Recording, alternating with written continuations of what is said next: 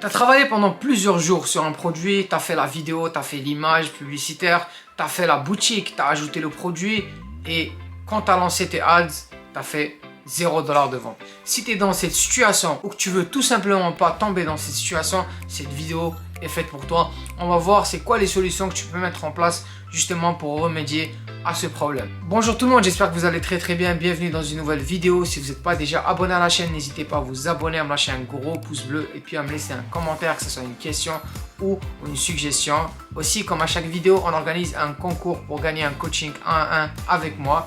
Donc si vous voulez participer au concours, tout ce que vous avez à faire, c'est de liker la vidéo, vous abonner à la chaîne et puis me laisser un commentaire qui commence par e-commerce, le problème ou la question que vous voulez qu'on traite pendant ce coaching là. Donc on va rentrer dans le vif du sujet. Aujourd'hui on va parler d'un gros problème que beaucoup de gens ont en dropshipping, c'est de ne pas faire de vente.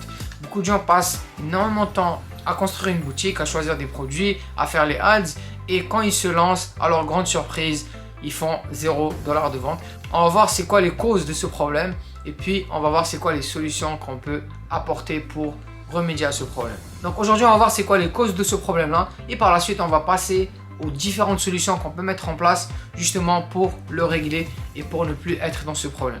Donc la première partie déjà c'est quoi les causes de ce problème. Avant de résoudre un problème on doit comprendre pourquoi on est tombé dedans. Ok, on sait qu'on n'a pas fait de vente, on ne fait pas de vente, mais pourquoi on est tombé dans ce problème là. Donc il faut savoir que quand on se lance dans l'e-commerce il y a 4 facteurs qui sont super importants et qui sont interreliés. Il y a nous en tant que personne, il y a les ads, il y a notre produit et il y a notre site web. Si une pièce de ces 4 parties-là ne fonctionne pas bien, notre projet va échouer et on va pas réussir dans le e-commerce. Et aujourd'hui, on va voir justement c'est quoi les différents problèmes, c'est quoi les différentes failles qu'on peut avoir au niveau de ces 4 points-là. Il faut savoir que dans l'e-commerce, dans le marketing, on a un entonnoir de vente. Une personne va voir notre produit, par la suite elle va rentrer sur notre site web, par la suite elle va décider soit de l'acheter, soit de ne pas l'acheter. Donc au début, on a 4 phases en fait dans l'e-commerce, dans le marketing. On a la première phase de conscience. En fait, la personne va prendre conscience de notre produit. Elle va savoir que notre produit existe et ça par exemple à travers une publicité qu'elle va voir sur Facebook ou sur Snapchat ou autre. Par la suite, on va rentrer dans la phase d'intérêt. Donc là, la personne elle sait c'est quoi notre produit, elle nous connaît et là elle va commencer à s'intéresser au produit. Et la troisième phase, et c'est là que il faut qu'on fasse un gros travail pour pousser la personne à prendre la bonne décision, c'est la décision en fait. C'est dans cette phase là que la personne va décider soit d'acheter notre produit ou pas. Et puis à la dernière phase, et c'est la phase la plus importante, c'est au niveau de l'action. C'est là que la personne va décider de soit rentrer ses informations bancaires sur votre site web ou elle va quitter et ne plus revenir. C'est important de comprendre ces entonnoirs là parce qu'on va voir c'est quoi les différentes failles qu'on va avoir à chaque étape et qu'est-ce qu'on doit faire pour les résoudre pour avoir des ventes. Donc la première cause, comme je vous ai dit, ça c'est vous. En tant que personne, ça c'est la première cause. Pour moi c'est la cause la plus importante. Donc quand vous lancez un produit et qu'il ne fonctionne pas, il faut se remettre en question, il faut step back, il faut revenir et puis analyser la situation et essayer de comprendre pourquoi ça n'a pas fonctionné. Et la plupart du temps, c'est cette cause-là qui fait en sorte que votre produit ne fonctionne pas, c'est vous. Donc ne faites pas l'erreur de vous lancer dans l'e-commerce sans s'être formé.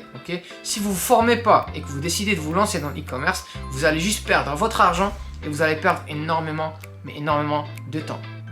Faut pas se dire ouais je vais essayer de comprendre par moi-même parce que vous allez faire énormément d'erreurs et vous allez perdre énormément de temps.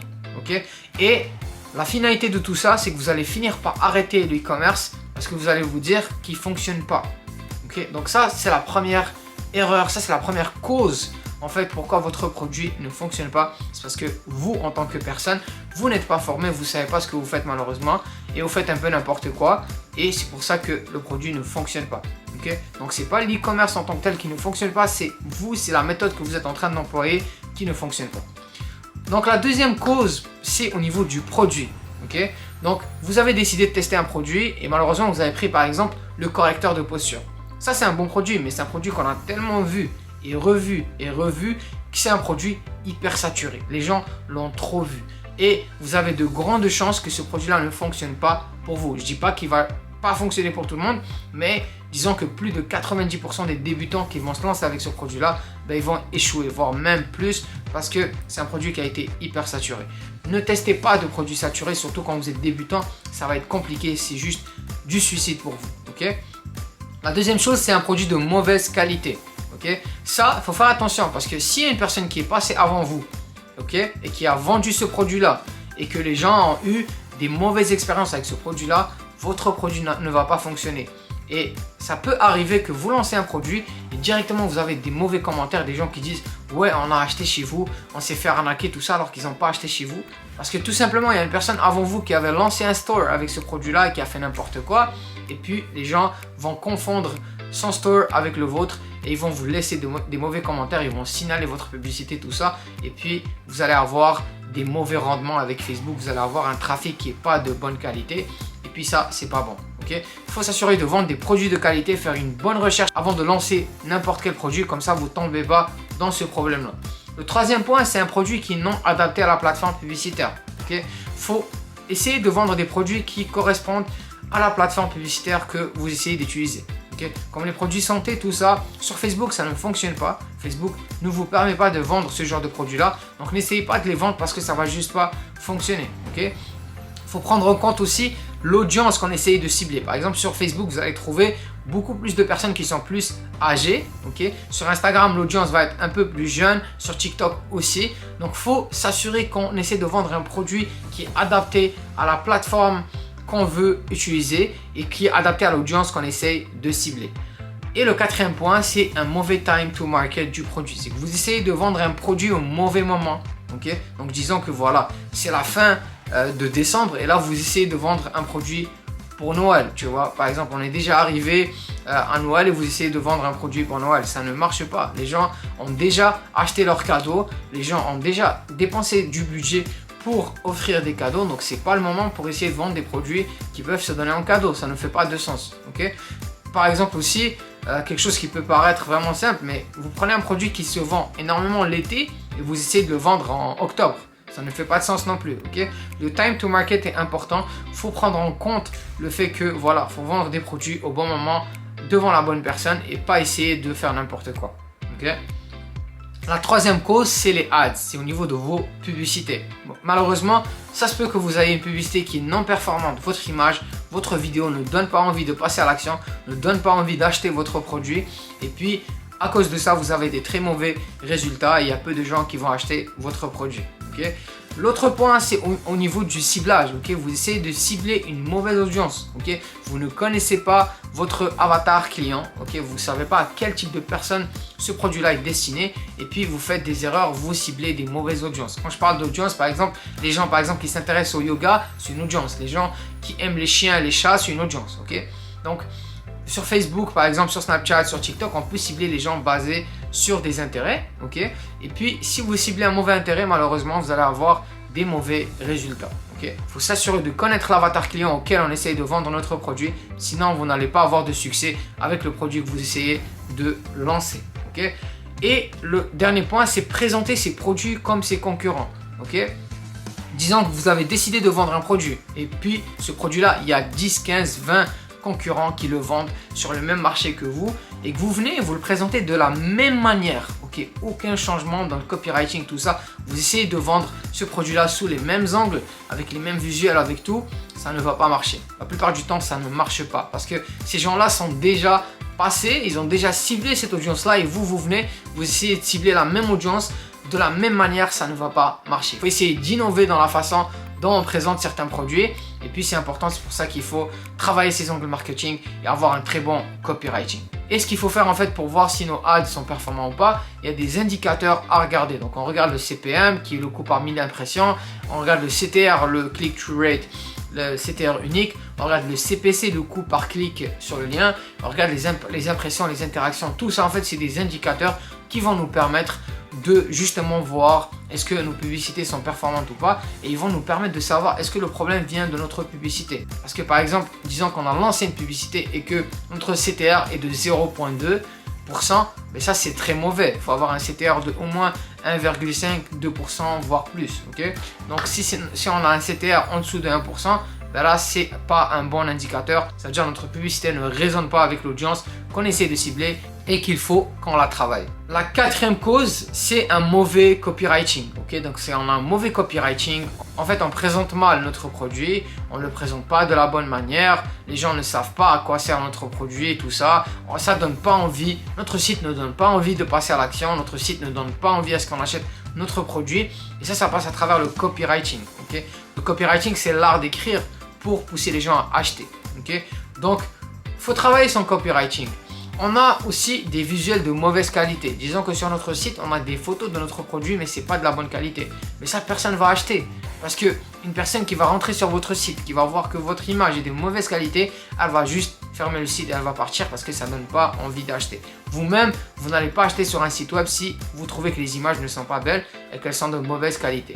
Le troisième point, c'est que votre site n'inspire pas confiance. Votre site n'a aucune page de contact, il n'a aucune page à propos, il n'a aucune information sur l'entreprise en tant que telle. Ça, personne ne va acheter chez vous parce que personne ne va vous faire confiance. Et il faut construire des sites qui aspirent la confiance et qui poussent les gens à acheter chez nous.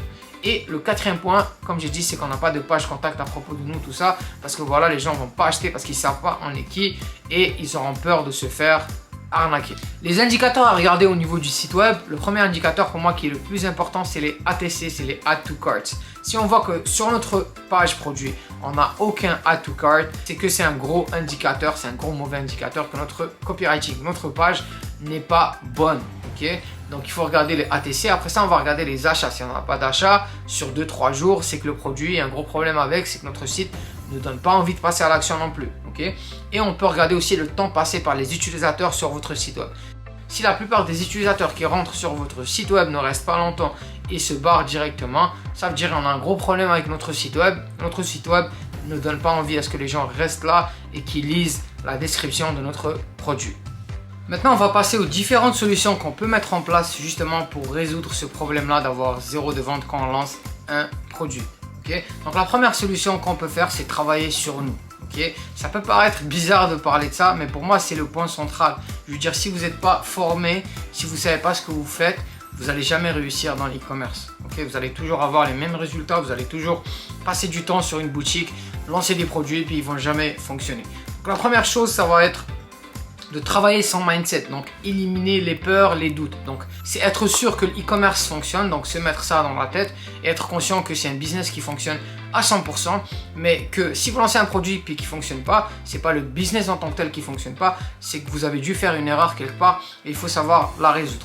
Quand vous avez cette façon de faire, quand vous pensez comme ça, vous allez toujours avancer. Moi, à mes débuts, j'ai eu des galères moi aussi, j'ai eu des produits qui n'ont pas fonctionné et si j'avais pas ce mindset là de toujours aller de l'avant et toujours être sûr que l'e-commerce c'est quelque chose qui fonctionne et de me remettre en question, j'aurais pu arrêter, tu vois. Il faut avoir ce mindset là justement pour ne pas arrêter. Se former à travers une formation en coaching, ça je trouve que c'est super important, c'est un très bon investissement qui peut être pour vous. Si vous n'avez pas le budget, vous pouvez toujours essayer d'apprendre par vous-même sur YouTube, ça va vous prendre beaucoup plus de temps, mais au moins vous allez pouvoir savoir comment le business fonctionne, tout ça. Okay, mais si vous avez du budget, je vous suggère d'acheter une formation ou de passer par un coaching justement pour accélérer votre courbe d'apprentissage. Parce que moi, à mes débuts, sincèrement, je ne pensais pas trop investir dans ça, dans des coachings, des formations. Et plus le temps est passé, plus voilà, j'ai investi sur des gros coachings avec des gens US, tout ça. Et ça m'a permis vraiment de scaler mes capacités, d'avoir beaucoup plus de connaissances et de rentrer en contact avec des gens qui ont fait plusieurs millions de dollars dans le monde du e-commerce. Okay? Le dernier point, c'est être sérieux dans son business. Il faut voir le e-commerce comme étant un business, pas un truc qu'on fait juste sur le côté. Si vous le prenez au sérieux, vous allez avoir des résultats. Mais si c'est un truc que vous faites juste sur le côté de temps en temps, vous ne travaillez pas pendant 3 semaines, après vous travaillez pendant 2 jours, après vous arrêtez, ça ne va jamais fonctionner pour vous. Vous n'allez jamais pouvoir être constant. Vous n'allez jamais avoir des connaissances qui vont évoluer parce que vous allez avoir des petits bouts à chaque 2 semaines, à chaque 3 semaines. Et ça, c'est pas bon. Il faut vraiment être sérieux. Je vous suggère de travailler à chaque jour au moins 30 minutes sur votre business, soit en se renseignant sur YouTube, soit justement en passant à l'action, en créant une boutique, tout ça. Okay. La deuxième chose, c'est vendre des winners. Il faut vendre des produits winners, il ne faut pas vendre n'importe quel produit. Moi, je vous suggère, la chose la plus simple pour un débutant, c'est d'essayer de vendre des produits qui ont déjà fonctionné auparavant. Et comment on fait pour trouver des produits qui ont fonctionné auparavant?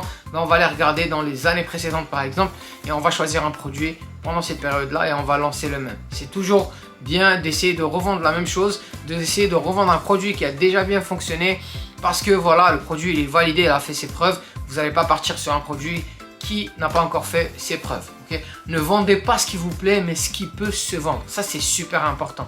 N'essayez pas de vendre des produits par simple préférence en fait. Si vous préférez ce produit-là, vous le vendez. Sinon, vous ne le vendez pas. Ça ne marche pas comme ça. Il faut essayer de vendre des produits justement qui ont une demande, sur lequel il y a un marché que vous pouvez exploiter. Sinon, ça ne sert à rien. Okay? Parce que c'est pas vous qui allez acheter le produit, c'est les gens, c'est des clients qui vont acheter le produit. Donc le plus important, c'est d'avoir des clients et de pas nécessairement être satisfait de ce produit-là ou pas, de l'aimer ou pas. Okay? La troisième chose, c'est ne pas rester bloqué sur un produit trop longtemps. Si un produit ne fonctionne pas, c'est-à-dire sur 2-3 jours, vous testez, ça ne fonctionne pas, vous avez des très mauvais indicateurs, ça paraît que le produit n'a pas de potentiel, vous arrêtez ça, vous passez à un autre produit. La grosse erreur que vous pouvez faire, c'est de rester pendant 3 semaines, 1 mois, 2 mois, 3 mois sur le même produit. Vous allez juste brûler votre énergie, brûler votre argent et puis vous allez finir par arrêter parce que ça va pas fonctionner. Vous aurez mis trop d'énergie, trop de temps et ça va vraiment vous énerver. Et le dernier point pour moi, c'est prendre le temps de soigneusement choisir un produit. Okay? Si vous ne savez pas comment choisir des produits, rentrez sur ma chaîne.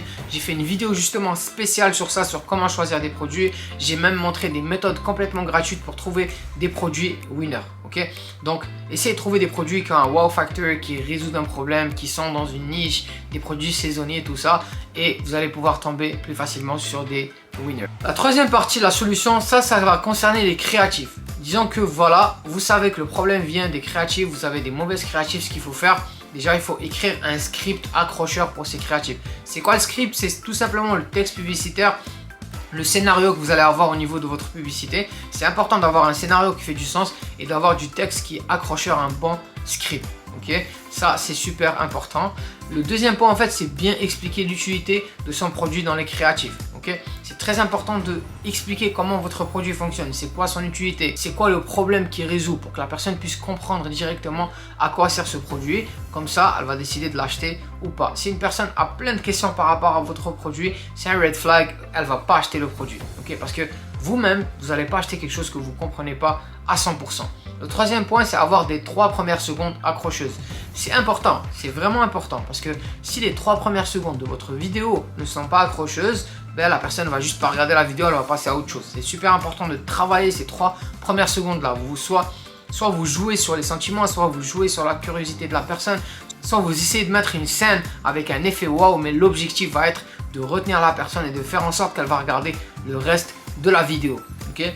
Faire des créatifs professionnels, c'est important de faire des créatifs professionnels, c'est-à-dire faire des très bons montages, faire des vidéos qui paraissent très professionnelles, sinon les personnes ne vont pas les regarder.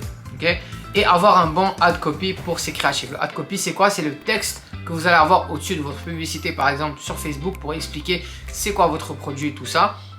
Okay? C'est important d'avoir un bon ad copy pour pousser les gens à cliquer et rentrer sur votre site web. Et puis le dernier point, c'est s'inspirer des grosses marques pour les créatifs. C'est un très bon exercice que j'aime faire. J'aime aller regarder ce que les autres marques font, comment ils vendent leurs produits, comment ils les présentent, parce que ça me donne de l'inspiration et ça me pousse moi aussi à essayer d'innover dans ce que je fais. Okay, c'est super important de voir comment les grosses marques, parce que les grosses marques, ils ont des gros budgets publicitaires. Ils vont se permettre de tester beaucoup de choses. Et puis, vous allez avoir ce fruit-là, vous allez avoir le résultat de leur test en voyant ce qu'ils font rouler pendant très longtemps, ce qui fonctionne déjà pour eux. L'autre point, c'est créer plusieurs variantes de créatifs. Okay, disons que vous avez créé une vidéo, cette vidéo-là, elle est bien. Ce que vous pouvez faire en fait, c'est prendre la même vidéo, juste changer les 3 premières secondes, ou changer la fin, ou changer le milieu, changer le texte. Et juste de cette manière-là, vous allez avoir une seule vidéo, mais qui va vous permettre d'avoir 3-4 vidéos à partir de cette vidéo. Parce que vous allez changer quelques éléments dedans. Okay, c'est super important de faire ça. L'autre chose, c'est créer plusieurs miniatures. Une miniature, c'est quoi? C'est quand vous êtes en train de scroller sur Facebook et que vous voyez une publicité. Ben, avant que la publicité démarre, il y a une miniature. Okay, c'est une miniature, c'est comme un aperçu de la vidéo. C'est important de travailler son aperçu de la vidéo, ces miniatures-là, parce que c'est ça qui va faire en sorte que la personne va stopper, va regarder, va s'arrêter pour regarder. C'est ça qui va faire en sorte que voilà, la personne va avoir un scroll stopper qui va faire en sorte qu'il va l'arrêter pour qu'elle regarde la vidéo ou pas. Pour la solution 4 qui concerne les sites, okay, si vous avez un site qui ne convertit pas, si vous voyez qu'au niveau de votre site, vous avez un très mauvais taux de conversion, vous n'avez pas de vente, vous avez rien, vous avez des très mauvais indicateurs, c'est ça les solutions à adopter. Okay. Faut bien décrire l'utilité de votre produit dans la description. Okay. Si vous voyez que les gens n'ajoutent pas votre produit au panier, n'achètent pas, ne restent pas longtemps sur votre site, c'est que les gens ne comprennent pas à quoi sert votre produit. Ça peut être un des points qui fait en sorte que la personne n'achète pas. Et ok, donc c'est important de bien décrire son produit. L'autre point, c'est se focaliser sur les avantages et non sur les caractéristiques. Les gens vont pas acheter votre produit parce qu'il a une batterie de 40 heures. Les gens vont acheter votre produit parce qu'il va leur permettre de faire quelque chose. Ok, donc par exemple, une caractéristique, ça peut être conçu avec de la fourrure. Ok, donc on va dire dans la description de notre produit qu'il est conçu avec de la fourrure. Ça, c'est une description. Par contre, si on fait juste changer cette caractéristique-là en avantage, ça va être plus intéressant et ça va nous permettre de pousser la personne à acheter le produit. Donc, au lieu de dire conçu avec de la fourrure, je vais dire vous allez être confortable grâce à sa douce fourrure. Ok, donc en parlant du produit, parce que là, la personne va se projeter, elle va voir que voilà, je vais être confortable quand je vais acheter ce produit-là. Ok, donc travaillez toujours les avantages et non les caractéristiques parce que c'est pas ça qui est le plus important. Traitez les objections de vente. Ok, il faut toujours se dire qu'est-ce qui va empêcher le prospect d'acheter ce produit-là? Disons qu'on vend des vêtements, ben, la personne peut se dire voilà, je ne vais pas commander parce que je ne suis pas sûr de trouver la bonne taille. Ok, ça c'est une objection de vente. Ou la personne peut se dire que le produit coûte trop cher, que je ne sais pas si c'est de bonne qualité, je ne sais pas l'entreprise, elle se trouve où, je ne sais pas en combien de temps je vais recevoir le produit. Tout ça, c'est des questions que la personne peut se poser et il faut les traiter dans notre description. Comme ça, la personne n'aura pas de soucis et elle va directement comprendre à quoi sert tout ça. Pour justement voir le comportement des gens sur notre site web, je vous suggère d'installer l'application Lucky Orange ou sinon Vitals. Ok, ces applications-là, ce qu'ils font en fait, c'est qu'ils vont record, ils vont enregistrer les sessions de vos utilisateurs. Donc quand une personne va rentrer sur votre site web, elle va enregistrer son parcours et vous allez pouvoir voir par exemple si la personne elle reste bloquée sur un paragraphe donné ou quoi que ce soit et parfois vous trouvez des problèmes justement dans ça et ça vous permet d'améliorer ça. Donc disons que voilà, vous voyez qu'une personne rentre sur votre site web, elle lit le premier paragraphe, elle lit le deuxième et au deuxième, elle décide de quitter votre site web. Okay? S'il y a trop de comportements de cette même nature qui se répètent, c'est-à-dire qu'il y a 10 personnes qui s'arrêtent au deuxième paragraphe et ils décident de quitter votre site web, c'est qu'il y a un problème dans ce paragraphe-là et qu'il faut absolument le régler. Et ces deux applications-là, justement, ils vous permettent de voir le comportement des gens et de régler les petits problèmes que vous avez. C'était tout pour la vidéo d'aujourd'hui. J'espère que vous avez appris énormément de choses. N'hésitez pas de participer au concours de coaching gratuit. Pour participer, c'est tout simple, il faut liker la vidéo, s'abonner à la chaîne et puis laisser un commentaire qui commence par e-commerce 2 points. La question que vous avez ou le problème que vous voulez qu'on puisse résoudre durant l'appel coaching. J'espère que vous avez appris énormément de choses. N'hésitez pas à vous abonner à la chaîne, à me lâcher un gros pouce bleu et puis on se revoit dans une nouvelle vidéo la semaine prochaine.